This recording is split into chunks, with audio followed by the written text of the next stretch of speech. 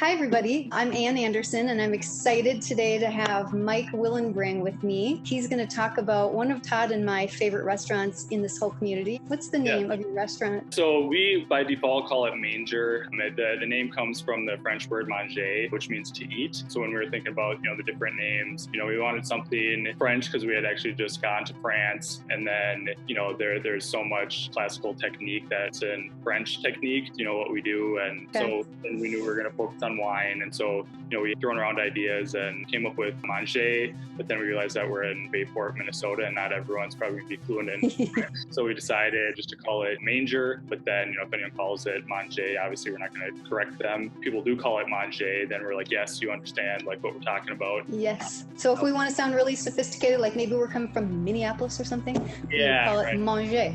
Yeah, exactly. Okay. So everybody loves to hear everybody's backstory. What kind of brought you to this place? Like, where's your passion come from? Because you're really good at this. Yeah. So, I grew up in a family that cooks all the time. My mom always had stews and soups and stuff on the stove, and we would always go on, family vacations, which would always be the center of the vacations would be all about the food. A couple of years ago, we did a big trip to Italy where it's all day we planned, where we're going to go to eat and the wines we were going to drink and the different vineyards we were going to tour and things like that. So I grew up around food and then started getting into, I got a job at a restaurant, just cooking part-time, just a job to sort of pay the bills, and just really fell in love with the whole culture of restaurants and atmosphere and the fast-paced part of it, and now we're here. So yeah, it's fun to see because your kitchen is real open, so guests can see what's happening back behind there, all the magic that goes on back in the kitchen, and with your beautiful wood stone oven. Yes. Yeah, that's kind of a central feature to how you make your food, right? A lot of your food back there? Yeah, we try and have probably 90% of our menu comes from that oven.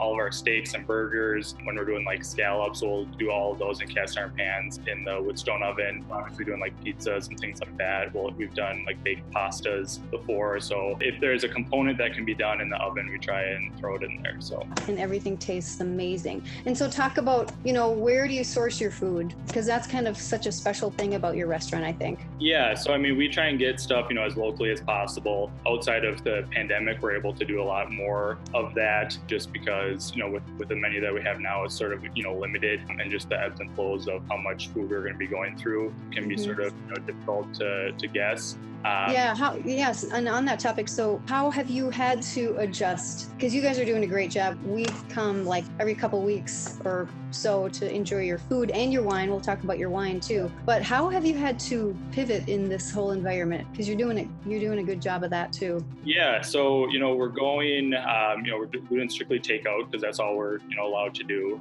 All the dine-in stuff has, stopped. We're offering a lot of online ordering for our wine and for our food, which is nice that we have an off-sale license so we can sell as much, wine as we want and cocktail kits and include all the alcohol with that. And then, the menu has changed quite a bit just with, having to have food that can be prepared within 5 to 7 minutes, just because, we're doing that takeout and people have a little bit different expectations with, takeout than they do dine in, slower pace when people are coming into the restaurant. And then the food has to travel and, carry well too. Can't do really artistically plated dishes and expect it to travel for a half hour to someone's house and look the same inside of a box. It's sort of steamed a little bit. So we have one dish that's been really popular. It's sort of like a shepherd's pie that gets braised beef and a potato puree and vegetables. And it's been, after about an hour, I think it's still, a really solid dish. So I haven't done that one yet. We'll have to try that. We'll have to do that next time. Yeah.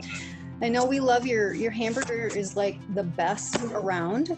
You don't need to go to the parlor in Minneapolis. No, this burger is so good. We haven't changed the burger since the day we opened. It's been one of the most popular dishes we've had. It's pretty delicious. If you're hungry for a burger, it hits the spot. And on that note, if somebody comes in and they're vegetarian or something, can you accommodate that? Yeah, so all of our cooking is done from scratch essentially. And so, we can do pretty much cater to any sort of diet or restrictions. We have a lot of fresh salad options and things like that. And if someone sees a pizza that they want, but maybe they don't want the bacon on there, we can certainly take that off and accommodate. Sure. Okay, cool. So one of the things that I've really admired you for, you and Nicole, your wife Nicole, by the way, who is just, I know, a big supporter of yours through this whole thing, and your children who are culinary experts and aficionados. I know this for sure. In fact, what is Maddie's favorite dish to have at home or at the restaurant?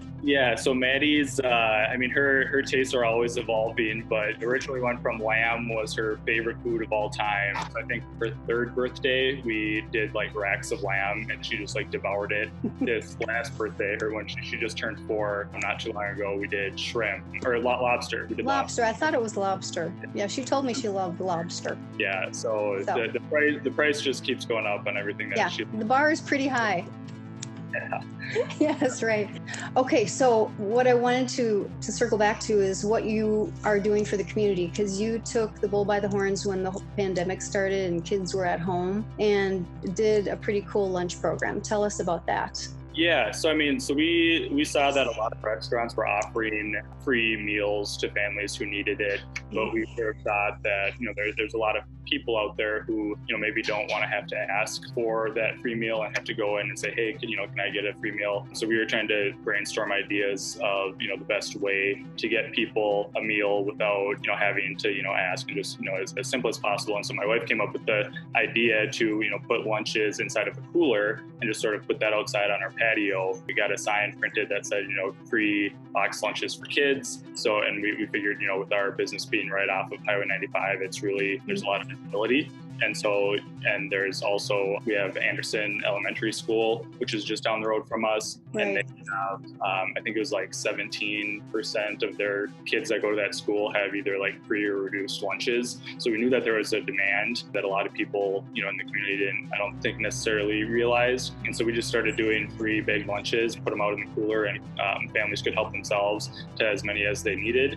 And it, took off, quite a bit right off the bat. We've started to see it slow down now that the schools are starting to send out free lunches to families now too, but we're still seeing demand, every day. So that is so great. Thanks for doing that. It's pretty amazing. And I know that you did this right out of your own pockets, but then the community started to send donations your way too, right? Yeah. And we got, we were planning on just doing it ourselves, but then we got so many people, regular customers and community members who were like, hey, what can we do to help? So we ended up putting a donation link on our website where people could donate, and all the money from that goes to purchasing, the bread and the sandwich meat and things like that. Love it. A huge amount of support from that. Yeah, I love it. Thank you for doing that. That's pretty cool. Is there anything else that we should know about the restaurant? Thinking, I know you have, for example, you have great wine, and the cocktail kits are pretty cool. So just tell us about what that looks like, and what about the wine club? Yeah, so we have our full wine list, and then a wine off-sale license too. So, a lot of restaurants right now are limited to just selling, 1 bottle of wine or like a 6-pack beer, where you can come here, and you could always come here and get, 6 wines if you wanted, or a case even. We have those, and we have them all uploaded onto our website, so you can order along with the food that you're getting. You can add, how many ever wines you want. And then we have some cocktail kits that we're doing too. One of our most popular cocktails it's called the Home by 10. It's sort of like our take on an old-fashioned drink, and it gets a full bottle of the different liquors that you include with it, and then some lowball glasses from Riedel too, so you can actually make your whole cocktail, put them in the low balls, and then the special mixes that we put in there with it too. So it sounds kind of like a pandemic survival kit to me. Yeah. That would be a good gift for somebody that might need it, right? Yeah, each kit I think will make like 26 cocktails, so you should be set for at least a couple days. Right, I love it. That is really cute. So, okay, one thing I do want to mention to everybody is that you have a really pretty website. It's very user friendly, and it's full of really cool images.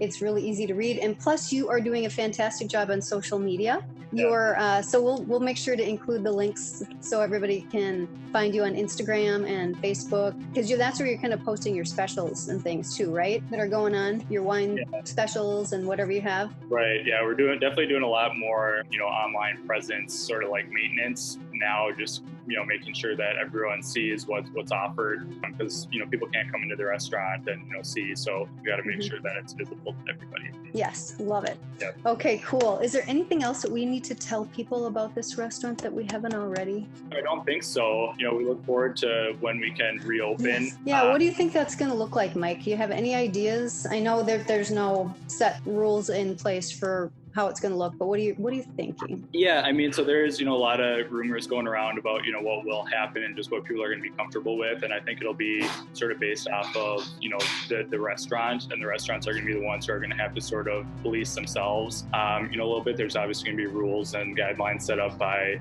our local leaders and stuff. But, I think in general, tables are going to have to probably be more spaced out. You might see, your servers wearing, gloves and masks potentially for a little bit. And then, probably more reservations, I think, are going to be probably recommended too, because, you're not going to be able to have a line out the door. You're going to have to have to be more planned ahead. And then, you could also see, increases menu prices or even, service charges, just because, you're going to have restaurants that are, staffed less, but also, are not able to have as much of a capacity. And so, the revenue is certainly going to be less for restaurants, and they're going to have to, still pay their rents and things. So there's going to be probably quite a while of, transition period where people are still trying to figure out what the new normal is. It all, goes back to, somewhat to what it was like before, but, it's just going to be one of those day by day sort of things. Right. So how can we out here support you and other restaurants? Yeah, the biggest thing is just, ordering from us on as much regular basis as you can. The whole buying gift cards is really helpful in terms of, just providing, instant cash to the restaurants. But it's also, the gift cards essentially are just, a short-term loan until, you decide to use that gift card. So, if in 2 weeks, if we reopen and everyone starts redeeming, those gift cards, it's going to not be such a great thing. So the biggest thing would be, just ordering takeout food, ordering wine, tipping the servers that are bringing it out to your car is a huge thing too, because, they're certainly making less than they were. And we want to have staff that has, or that's incentivized to, keep working. But yeah, just keeping up, with regular attending the restaurants for takeout. Well, we will do our share for sure, and we are happy to do it. So you'll be seeing Todd and Ann there again soon. And Mike, thanks a lot for being here today and kind of giving us a little bit of an in-depth look at your restaurant. Yeah, and we just wish you the best, as well as all the restaurants in our community, because we love you all and we want you to come back and be healthy. And we're looking forward to being able to come in and sit down at a table again someday soon. Yeah, no, definitely. We look forward to that too. And thanks for spotlighting our business. It's been a lot of fun. Oh, good. I'm excited and happy to have done it. All right. We'll see you soon. All right. Thanks a lot. Okay. Bye.